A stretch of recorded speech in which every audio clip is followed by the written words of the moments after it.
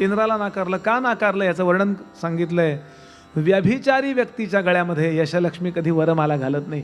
तात्कालिक स्वरूपाचं एक थोडंसं यश मिळणं हा भाग वेगळा, पण दीर्घकालीन, हिंदीत ज्याला म्हणतात ना लंबे रेस का घोडा होना, ज्याला जीवनामध्ये भरपूर यश मिळवायचंय, मरेपर्यंत यश मिळवायचंय, त्यांनी पहिली गोष्ट कुठली सांभाळा तर चारित्र्य सांभाळा. चुकतो माणूस, पण तुकोबा सांगतात वाहावले जाओ राहिले सांभाळा. म्हणून रोज देवाला प्रार्थना करावी, देवा मला काही खूप चांगलं जमो नाही तर नाही जमो, पण देवा माझं चारित्र्य चांगलं राहू दे.